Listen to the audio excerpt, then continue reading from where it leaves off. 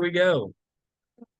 Welcome to the Shifter, everybody. We have a packed episode here today as we have to talk about not just this past weekend, but we also have to blitz through Nashville from the week before because I took an excursion to upstate New York. Didn't go to Watkins Glen. Um, Yeah, because that would involve you going to a racetrack. yeah. Yeah, and I don't do that stuff. His Being name's Will. around a racetrack, viewing a race, I don't do that stuff. That's not what we do around here. All right, Matt. So that being said, you're Matt. I'm Will. Matt, Good job. There you go. talk about Nashville Well, real first, quick. I'm going to get the sponsors very, very quickly. Yeah. Oh, Right. I made him matter. Milan Show, go watch it on YouTube. Bree makes art. Bree Casso, she has locks that Will hates. Personally, he said that last time we had this show. Terrell makes clothes. He's in Florida right now. I don't know if you can buy clothes right now, but at Grateful Studios, go follow them. Ken and Ant's YouTubes, go watch them. They're cool. All right, now into Nashville. Guys, I'm gonna be honest with you. I know John Nemechek won this Xfinity race, and I'm the fat guy around here. And breaking news: Christian Eckes won the truck race at Nashville. I knew that. I didn't just switch my phone over and look that up. I watched the race. I promise. I just didn't remember who won because the truck race there was just kind of boring. I'm gonna be honest. The Xfinity race was okay. John Hunter won. But let's get into the Cup race, which was a certainly normal NASCAR race. I promise. All right. Yes, a So totally very normal NASCAR race. Nothing par for the course happened at Nashville in NASCAR. this race started off dominated by Joe Gibbs' teammates, Christopher Bell and Denny Hamlin, but really just Christopher Bell. Denny Hamlin took an early lead. I think he won the pole for this race, I believe. Correct me if I'm wrong. But Yeah, keep going. I'll check. Denny Hamlin, I believe, won the pole for this race. He led early. I know that. I know he leads the first lap of this race. Denny Hamlin leads for about 30 laps, and then Christopher Bell takes over, and Christopher Bell cruises to the stage one win. Not much happened in stage one. It was a pretty clean outing, actually, and it looked like it was going to be a real clean, normal NASCAR race. Then Yeah, also Denny Hamlin, he won the pole. look at the memory. So then stage two starts off. Weather's coming. You don't know if this is going to be the end of the race, so we don't know if we're racing to the end stage two. And then John Hunter Nemechek found the restart zone and brought out our first caution of the day. Me and Will have a running joke. I don't know if we've made it on the show that John Hunter always wrecks in the restart zone. Yeah, I think it comes from, was it the 2020 season at Michigan? Yes, he spun like Spun three through the times. restart zone 3 times. But this guys will watch stage one and half of stage two of this race. I can say he watched up until the weather delay. I was with him, but he had to go on his trip, which he had a great time, guys. He did. I did. So Niagara Falls, I was there. It was wonderful. It's a work of God, I tell you. Can you show the viewers your dance that you did on the way there? I wanted to demonstrate putting on a poncho, so I did. Which then became. So it turned into a little bit, didn't it? I think it's just wholesome and amazing.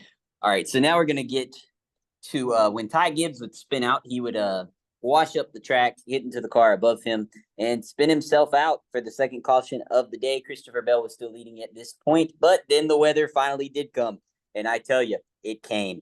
So the weather just rained. Will, I didn't mean it like that. Calm down. You told me I had to blitz through this because Will's actually going to do a race recap after this, guys. Can you believe it? So, then after Ty Gibbs spun out, the weather would come.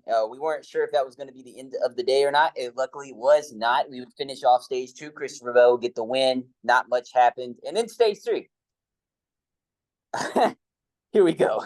This is what I got to blitz through this because this is a lot. So Christopher Bell would again take off and ride off into the sunset.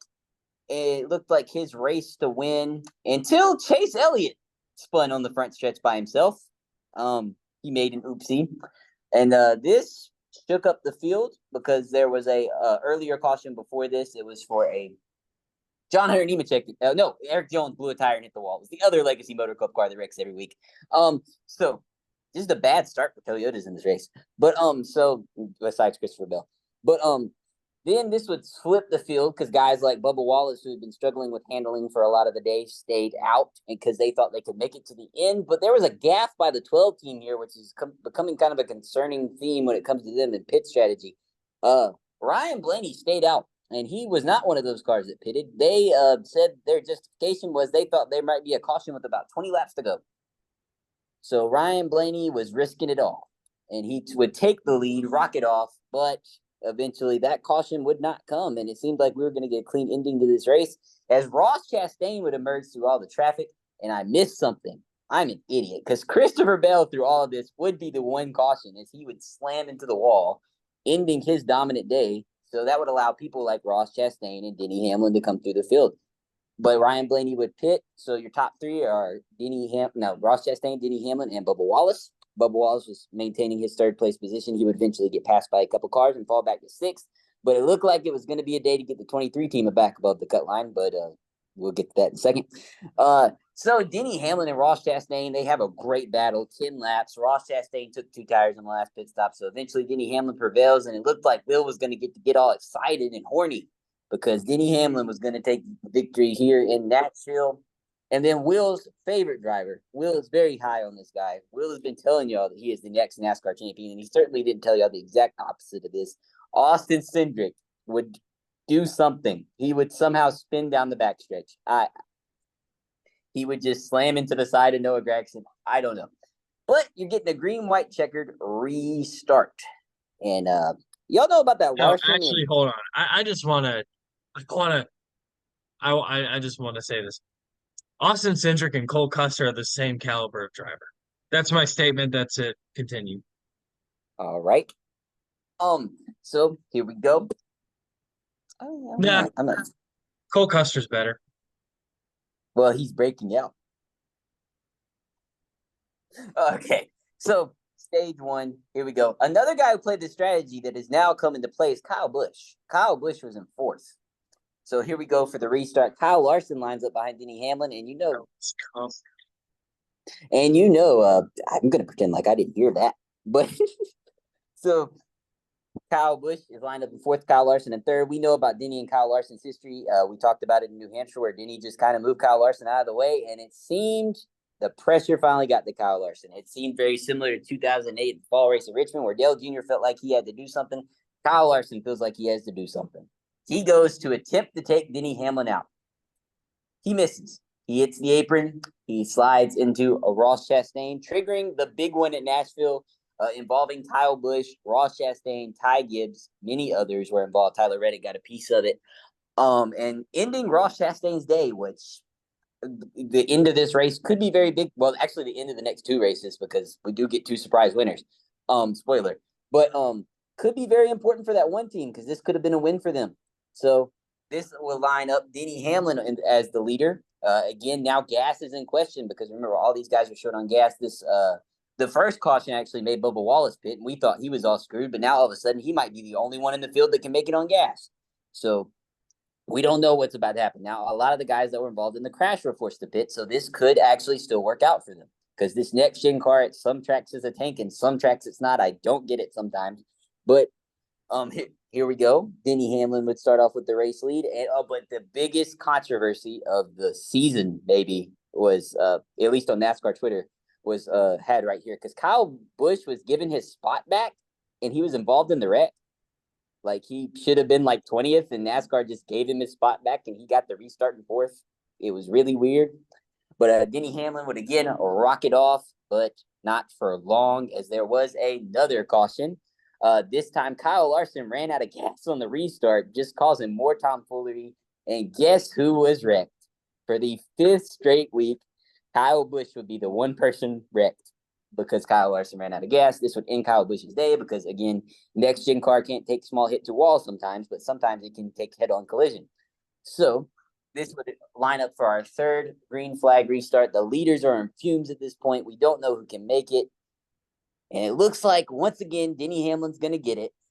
But then Justin Haley has turned down the backstretch into Corey Heim, causing another crash. It was very disappointing for both of those guys having top 15 good underdog days. And this would finally force all of the people that had not yet made their pit stop to pit, except for two drivers, Mr. Joey Logano and Chase Briscoe. This would line them up on the front row. And you're just thinking, the fuel window is 75 laps. They are at 105 laps. There is no way either of these motor vehicles make it around the racetrack twice. Well, that was even catapulted more when Josh Berry was spun out, causing another green-white checkered, a record-setting 5th overtime in NASCAR Cup Series history.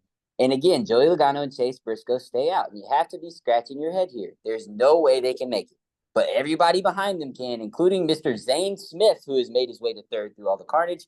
And then Tyler Reddick and Bubba Wallace are back up front, along with Ryan Blaney. Remember those guys who we thought were screwed earlier? They're back, and they're ready to come win this race.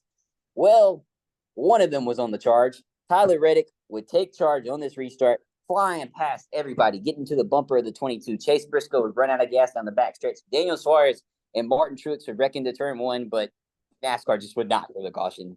I don't think they were going to press that trigger anymore until the white flag was thrown. Joey Logano looked screwed. You thought he was going to run out of gas. You thought Tyler Reddick was going to pass him on the fresh tires. And coming into 3 and 4, Tyler Reddick makes a bonsai move to the outside, but Joey Logano makes an incredible block to save his season because Joey Logano would come to the line and steal it in Nashville, and Zane Smith would come home second, followed by third place Tyler Reddick, fourth place Ryan Preece, and fifth place is loading Christopher Bell. Sixth place is Ryan Blaney. Seventh place for Bubba Wallace, but Joey Logano won, so the cut line gets raised. He's 51 points out leaving Nashville, but he's still 17th. Eighth place, Kyle Larson. Ninth place for Will's favorite driver, Daniel Hemrick. And 10th place for Noah Gragson. Now, Will, take us to Chicago. Well, I'm not going to take us to Chicago just yet because I did get to see the very end of the race at Nashville, and I remember just thinking to myself, Tyler Reddick is going to save his teammates' day and his season. That obviously didn't happen. Yeah, I mean, I felt like this Joey Logano win was pretty inevitable. Not necessarily that it would happen in Nashville, but that it would happen eventually. I didn't feel necessarily that way about who would go on to win at Nashville, which we'll get to, which is complicated. Chicago. He meant Chicago, guys. Playoffs. What? He meant Chicago, guys. What'd I say? You said Nashville twice. Piss poor. Piss poor. Piss poor. I'm piss poor. Anyway, so yeah. Tough pill to swallow as a Bubba Wallace fan, even though I've been pretty vocal on the show recently that I don't think he's going to make the playoffs. The situation just has not shaped up. Me and Matt had a conversation after the race this past week that there are a couple winners that had they not, I don't want to say back their way into wins because Daniel Suarez didn't back his way into his win, and I can't really say anybody backs their way into a win. I know it sounds whatever. My point is, what could be a very comfortable playoff situation for Bubba Wallace and a chance for him to maybe go on a run in the playoffs. Now we're in this sort of he's pressing, having to struggle to get in. What I will say though is the effort is carried over. He has a solid 7th place finish at Nashville, and in my opinion, one of the bigger stories now going to Chicago is the fact that Bubba Wallace was a legitimate factor in this race. But that being said, now let's talk about the actual race at the Chicago Street Course. First thing I will say. Who won the Xfinity race, man? You got to tell the people this is your job. You're doing the race recap. You got to tell them who won. You know who won the Xfinity race. It was the greatest Xfinity road course race of the decade. Who won it? You know. Just say the most obvious answer. I mean, I can't remember. Did SVG end up winning it? Yes, SVG won. An incredible battle between Ty Gibbs and Kyle Larson. Now I'll let you take it away. Yeah. Had absolutely no time. By the way, I'll just be blunt of what I was doing all week. I was on a family vacation the entire week, so not really any time to sit in front of a TV. Piss poor. That's kind of the story of the season, but it's okay. So that being said, I know I won't have the most detailed rundown of the race like Matt does because he just does a fantastic job at that. But I have a lot to talk about here at Chicago. So first off, talking about SVG, he would be the story of stage one going on to win it. And to be honest, like he kind of cemented the fact that he was the favorite coming into this thing. Which, I mean, I know this is like an obvious SVG is second coming of Marcos Ambrose, but I don't even know that that's true because no, I actually do think that's true. Marcos Ambrose, especially in the later years in that 9 car, was pretty solid on the ovals. And I think we could see that with SVG down the line. That being said, another weather type race. Of course, like in Nashville, it's more of when is the rain going to happen. With Chicago, it's a debate of are we going to have still water on the track? Are we going to have the wet tires versus dry tires battle? Spoiler alert, we would. In fact, it would kind of decide, it would almost decide the end of the race. SVG wins stage one. I don't know. I'm trying to piece together. I can't think if by this point the chaos had really started to break out because that's another thing. There were certain people that just could not catch a break. Two of which that I want to mention. Uh, Chase Briscoe again. I'm pretty sure he was in the tire barriers twice. I think Josh Berry also ended up in the tire barrier twice, 4 times. four times. He pulled the Noah Gragson from last year. Christ alive.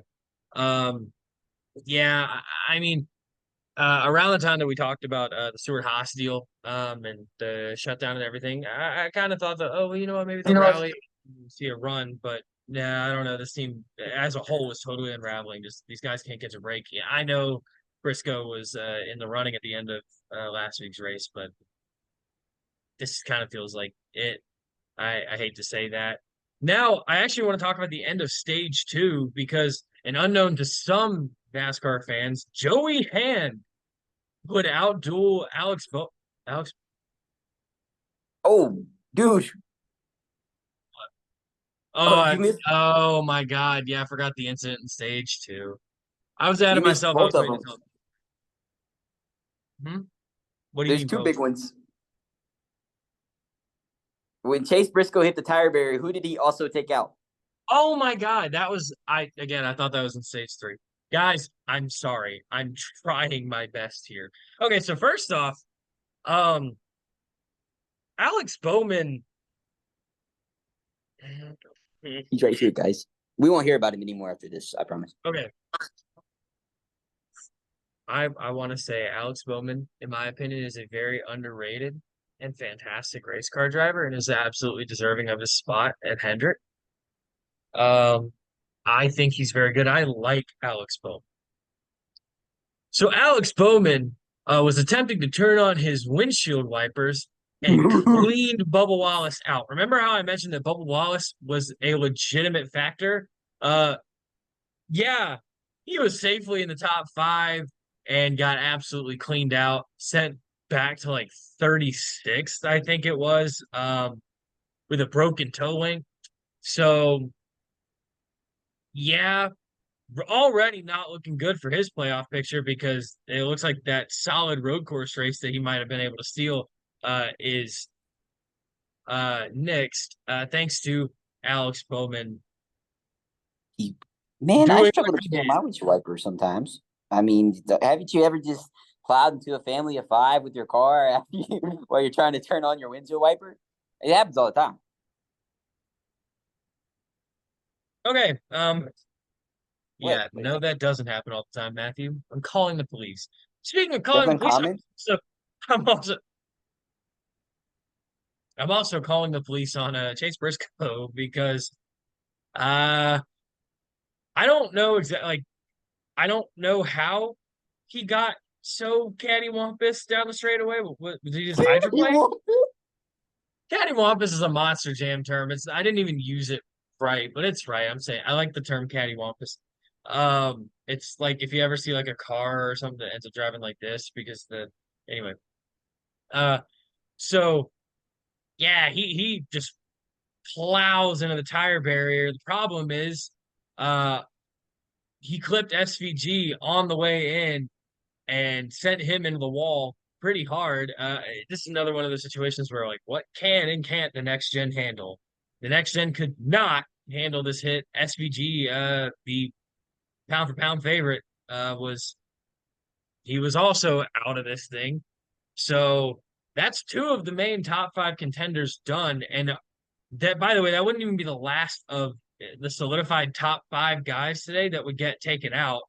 Uh, Next one, not necessarily to anybody else's fault, but kind of unfortunate to happen in stage two because I feel like a lot of the interesting stories in stage three kind of got wiped away from some of these incidents. But that being said, this race did not need any extra stories. So that being said, it comes down to it was Joey Hand and Alex Bowman, yeah. Yeah. Were you gonna mention Kyle Larson or? Oh yeah, Kyle Larson also plowed the tire barrier. I didn't necessarily know that it was. And then Christopher Bell Oh, got wrecked on his way back through the field, who was definitely but going that to win was the in race. stage three. It is, but you already jumped to the final battle of the race. I wasn't there. I didn't even I didn't even explain the Okay, escape go, go, go. You yet, you got this. jerk. I'm gonna kill you. I'm trying to do my job. Guys, I watched the race recap. I watched the race recap. I'm trying really hard. At life actually. So that being said, um Joey Hand wins stage two. For those who don't know, Joey Hand is a fantastic race car driver.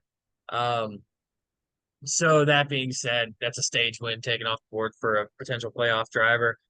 Now we get to the end of this race. The other driver I was alluding to being a top five candidate was Christopher Bell getting wiped out.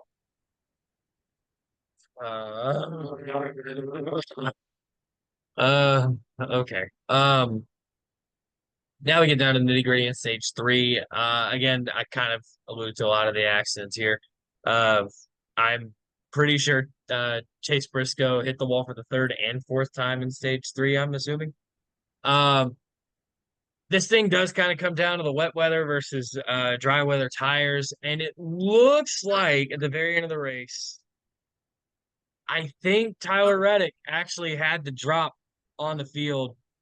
Uh, Alex Bowman has the lead. He has control of the race, but Tyler Reddick, he's Again for the second straight week. come. Yeah. And once again, for the second straight week, it looks like he's going to help out his teammate Bubba Wallace and take another winner off the board. Um, However, no, no, no, no, no.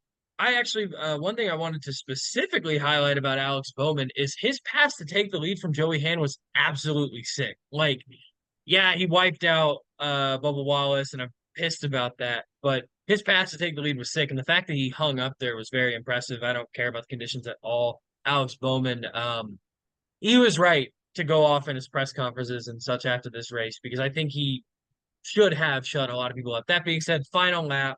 Um, the fastest car on the track is Tyler Reddick. I don't know if that's actually true. It seemed as though that was the case. And he is storming until he slaps the inside wall and completely kills his run. Alex Bowman then runs away and hides and wins the race. Um, no. Oh no, like legitimately, I can't think of a worse actually worse three winners the past 3 weeks for really, I mean, anybody outside of the playoffs, chances of getting him specifically. Like, I'm so upset, even though I've known that he's not going to make the playoffs, right? He's You not gained going to make. points to the cut line. You No, did. no, I don't care what you have to say. He's not making the playoffs. This sucks so bad. Um, that being said, speaking of things that kind of suck, like I'll just be blunt here. Bubba Wallace does go endure Alex Bowman on the cooldown lap with his window net down. Yeah, is it the best thing to do? No. And he was just handed down a $50,000 fine, which I think is warranted. But however, I would have done the same thing in his shoes. I think a lot of people would. Alex Bowman himself knew he had something coming. I think some people are disproportionately upset about this. And again, what I have to say to those folks is typically you're the same person that likes Dale Earnhardt or I don't know, any NASCAR prior to like 1997. Man, why are we pressed over this? Again, was it the best thing to do ever? No, but just tempers flaring. It's the whole buzzword marketing term that the sport uses. Bubba Wallace didn't committed a war crime. He bumped into Alex Bowman and squeezed him into the wall. What Denny Hamlin did to him was far more egregious back at Martin. So that's all I'll say about that. So that being said, the top 10, which I have memorized, You are got as this. follows. What do you know?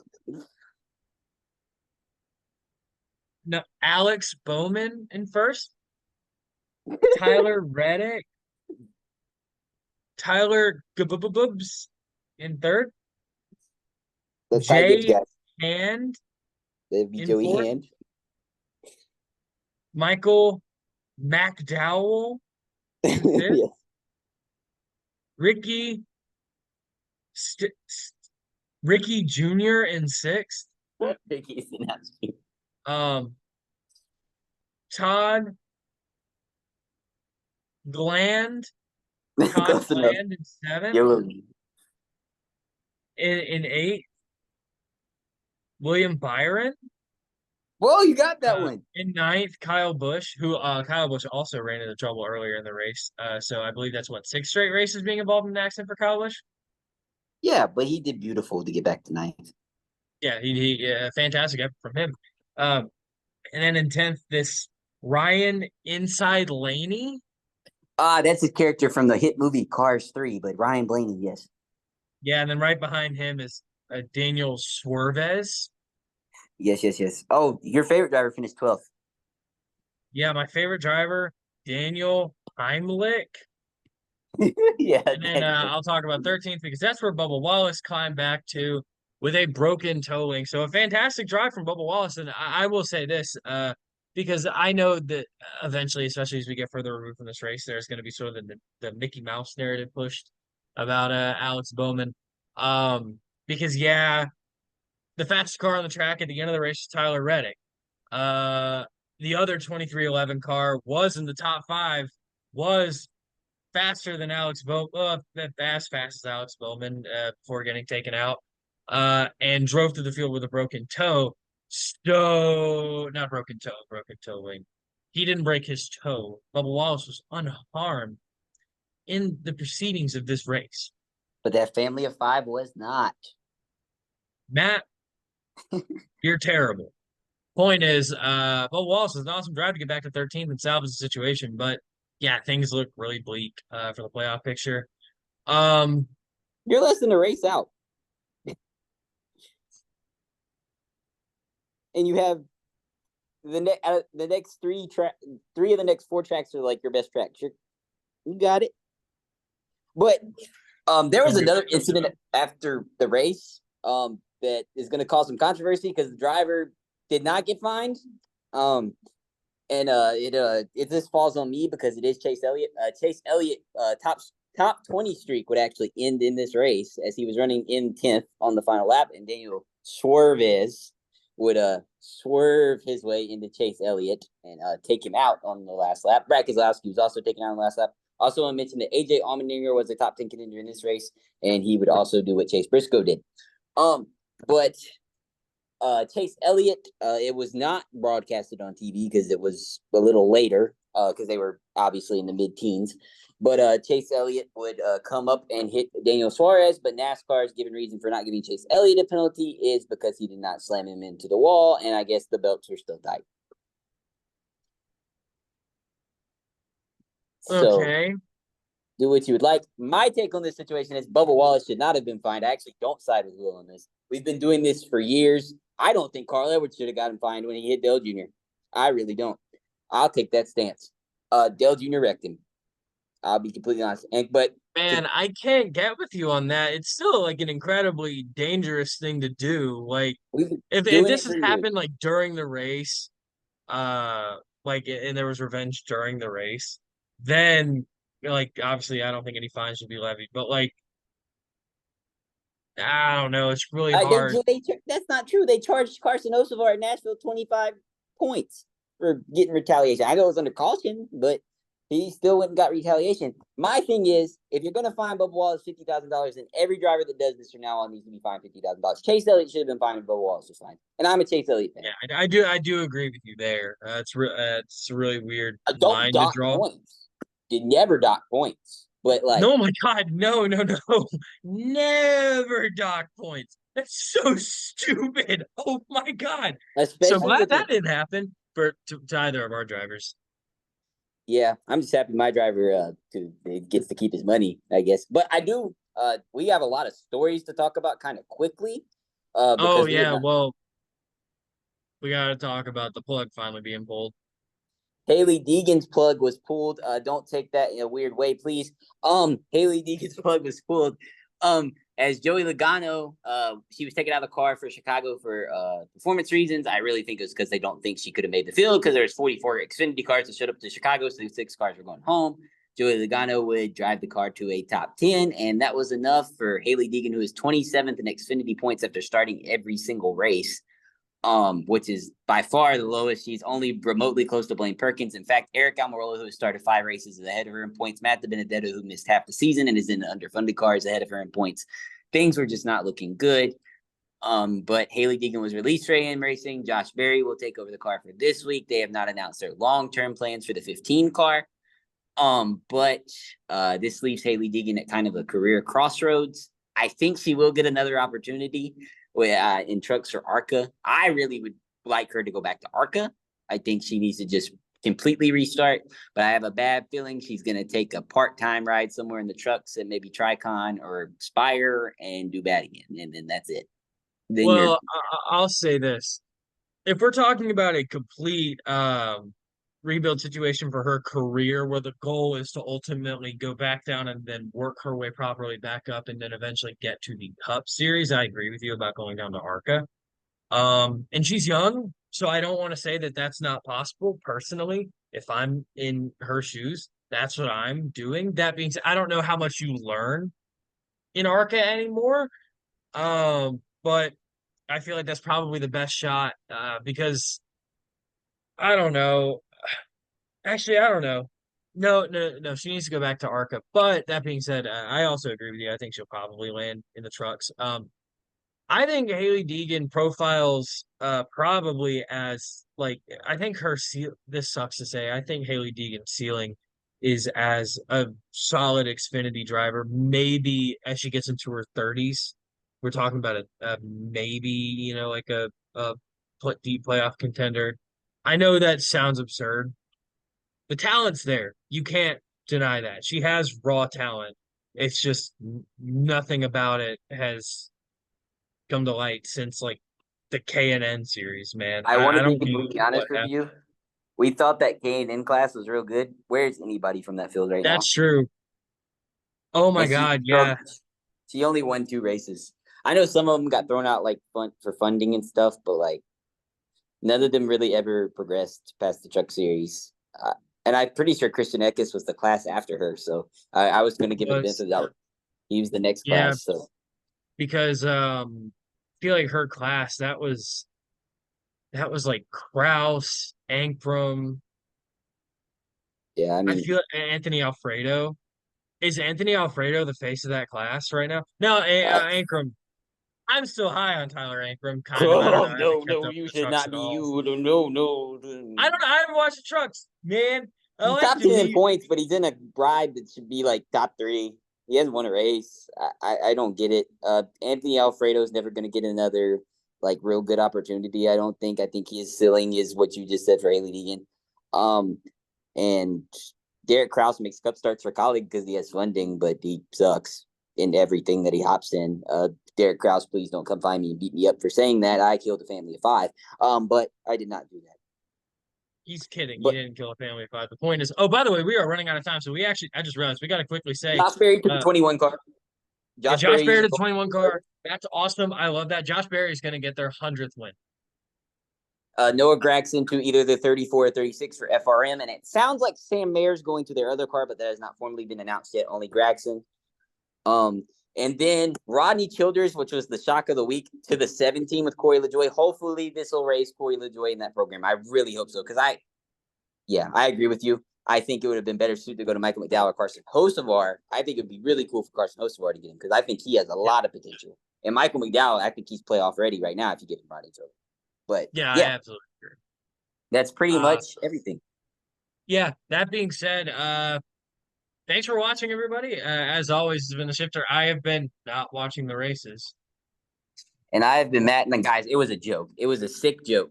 Just like his little dancey dance. It was a little darker, but I no crashes. No crashes.